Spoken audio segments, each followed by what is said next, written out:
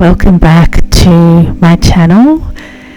Today I'm going to show you what I got up to over the Easter weekend. So we have a long weekend with the Friday and the Monday off, and starting off on the Friday I made some hot cross buns, and this is a family tradition of ours. We make hot cross buns on a Friday. Normally my husband makes them, but he was working, so I had to make them. So what I'm doing is adding the wet ingredients, an egg and the yeast mixture, into the dry ingredients, which is flour, bread improver, spices, and then rubbed in butter. And then I add this yeast mixture, which is warm milk, sugar and yeast, and I mix to make a shaggy dough. Now I'm doing an voiceover for the audio for this first part of the video, because most of the family were home on the Friday and it just gets a bit hard to film when people are coming and going and making noise. So I just recorded what I did on video and doing a voiceover to explain what it is I'm doing. So after I've mixed in that, I'm now going to add my sultanas, and you can use any dried fruit, a mixture of dried fruit, maybe some peel, if that's what you like, but I stick with sultanas because that is, I guess, what's more traditional in a hot cross bun. And I just make sure that all of the sultanas are incorporated into the dough, and then I let it sit for about an hour to rise.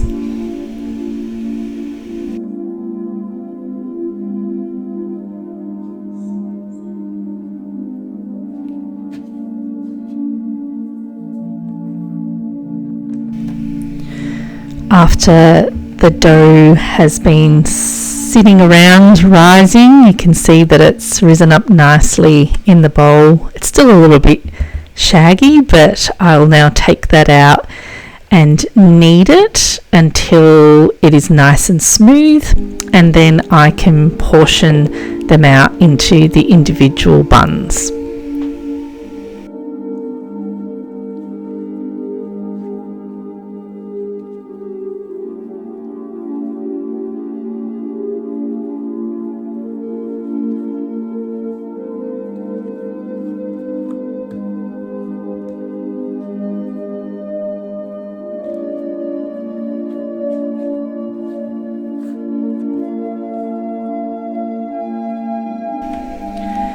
This recipe has 16 hot cross buns, but I ended up making 12 because I like mine to be a decent size, and they also fit perfectly into my baking dish. So I ended up making 12 of them rather than 16, and I weighed them to check and see if I was getting them roughly about the same size. Otherwise you end up with some small ones and some big ones, and I'm not very good at doing that by eye, so I just weigh them to see if they're roughly about the same, and then I roll them into nice balls and place them into the baking dish.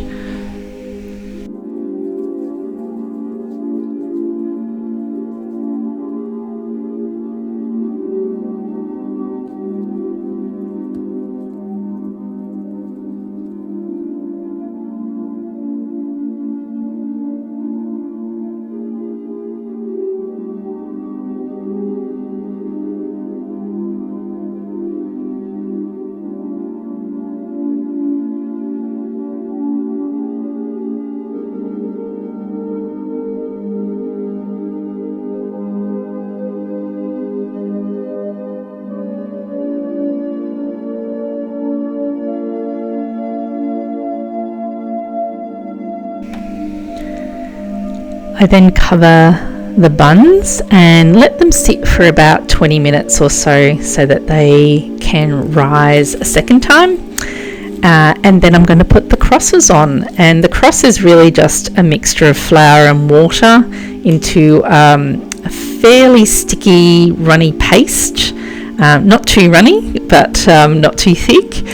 And I'm just putting it into a Ziploc bag here to use as a piping bag, because our piping bag broke. I need to get a new one. So I pop it into there and then cut the corner off so that I can pipe the crosses onto the bun. Now, I did cut this hole a little bit too big. I realised as I started to pipe the dough onto the hot cross buns, it was a pretty thick cross, but it doesn't matter. They still tasted great. I would probably next time make that hole a little bit smaller so there are only thin crosses across each of the buns.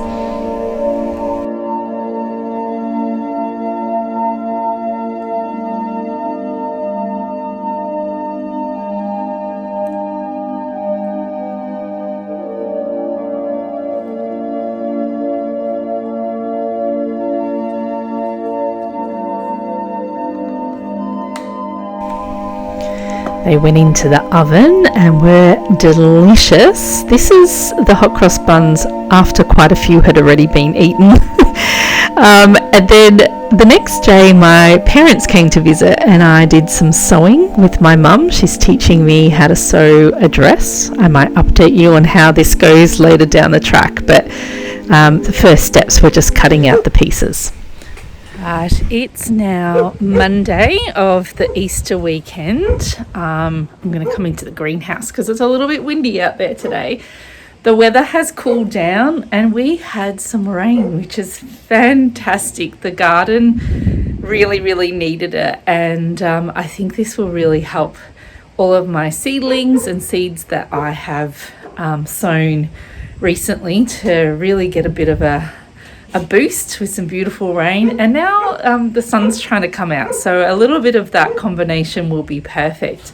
So I just planted some seeds. What did I plant? I planted some more sugar snap peas, and I planted some perpetual spinach, which is kind of like a silver beet. Yeah, it looks a bit like a silver beet, and you can grow that for a couple of years before it goes to seed, and some silver beet as well, or Swiss chard, rainbow chard. I did plant some seeds in little seedling pots. They just weren't doing much. I'm not sure if it's my seed raising mix, but everything's just really slow, and I'm not sure exactly what's going on there. So I thought, since there's still a little bit of warmth around, it's not as warm as it was last week, but there's still a little bit of warmth around, and we're starting to get some rain, and we've put all that beautiful compost into the garden. I just sowed some seeds directly into the garden, so I'm hoping they'll come up. I've already seen that my radish, the seeds that I sowed not so long ago, are now just germinating and popping up in the garden. And the clover that I sowed, so the ground cover or green manure, whatever you want to call it, or cover crop that I have grown, I sowed some seeds. They are all starting to germinate as well. So it's been really good weather. I have had to water a lot until just the last sort of day or so when we got all this rain. But there's still enough sun and warmth in the soil that they're all germinating beautifully. So very happy with that. I've just planted out pretty much the last of my seedlings, except I still have a few brassicas inside. I had to re-sow my cabbages because they got eaten. I'm now concerned it's going to be a bit late to put the cabbages in the garden because it might end up getting too cold, and they're still not ready to plant out. So possibly here in the greenhouse, I may remove these tomatoes, which is my plan anyway, and I might actually put some cabbages in the greenhouse. I wasn't going to grow anything in the winter, but I just know that once we get into the cold weather, all the brassicas will really slow down. Excuse, my dogs are out there playing. The brassicas growth will really slow down, and that's why it's good to sort of have them in by now. And it's, looking at? No. I think she wants me to... Shh. I think she wants me to throw something. Yes, so it's going to be a little bit late, and I just think that the cabbages, they need a fair amount of time to grow. I just don't think they're going to do, just from, I know from experience that they just aren't going to do well if I put them out too late. So I think that might be the plan, is to clear out the tomatoes, and I might put them here in the greenhouse. Anyway, what I'm about to do now, and I'm not sure where I put them. Oh, they're out in the garden. I'm going over to my my fruit trees, and I'm going to plant some bulbs. I bought some bulbs, and I'm going to plant them underneath the fruit trees. My plan with the fruit trees is to do a bit of a fruit tree guild. I'll do a separate video on that to sort of show exactly how I'm going to do that. For now, I'm just getting the bulbs in the ground, and I actually also went through my seeds and found I've got some nasturtium seeds, and they're really good to put below fruit trees. And calendula, I've got heaps of calendula that self-seeds in my garden here, so I don't really need any of it for in here, but I might go and plant some calendula seeds. I'm pretty sure I can still, autumn to spring, so I can still sow them. So I might go and sow some of those under fruit trees as well. So the idea of a fruit tree guild is to underplant the fruit trees with plants that will be beneficial to the fruit tree. So for example, you would put flowering plants that attract pollinators. You would put plants that detract pests and disease. So things like sort of chives and spring onions and things like that. Nitrogen fixers, that are plants that will bring nitrogen down into the soil, and that will be beneficial to the fruit tree. And you can also do sort of weed suppressors, so plants that will grow, and nasturtiums sort of, they can do a bit of both. They're good at weed suppressing, but they're also good at like attracting pollinators because they flower. So it's about putting a range of different underplantings under your fruit trees to help your fruit trees be healthier and grow better. So that's my plan. I will get around to doing more, and I really need to, I've mulched around them, but I really need to get some more organic matter, compost, and manure and so on in the area around the fruit trees to have a nice growing medium, I guess, to grow all these things in, because our soil is really sandy and not very fertile. So for today, all I'm going to do is get my bulbs in, because they don't matter. They're just going to sit under the ground and they'll pop up in spring.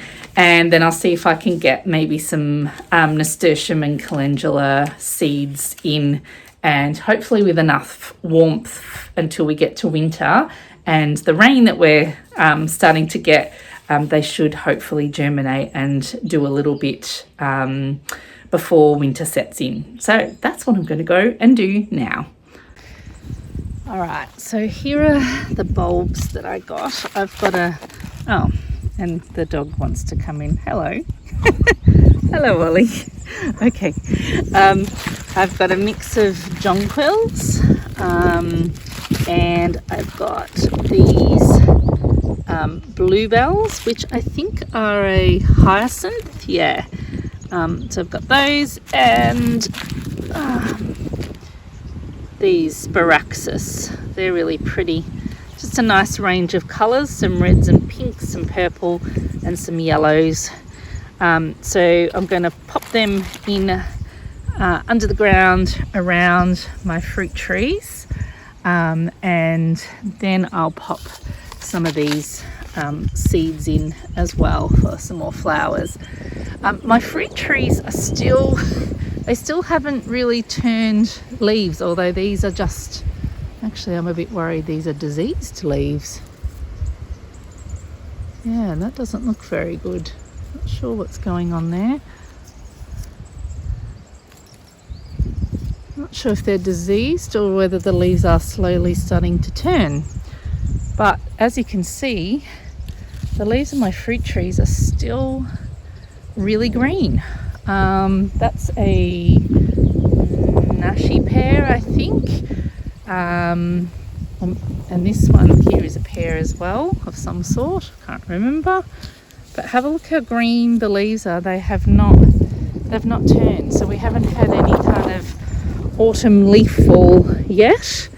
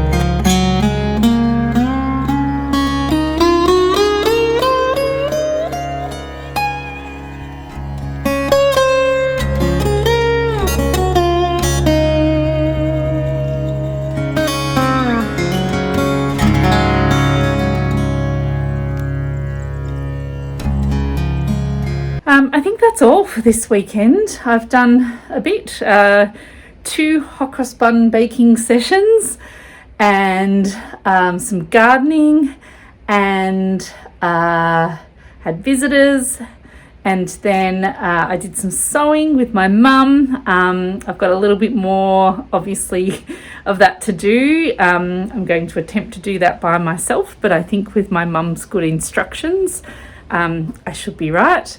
And yeah, and some more gardening and getting the worm farms done. So it was a very productive but also restful and enjoyable Easter weekend. So I hope you had a lovely Easter and got to do whatever it is you enjoy. And I will see you all in the next video. If you like this content, please hit the subscribe button, and you'll get notifications of when my next video comes out. Thanks so much for watching. Bye.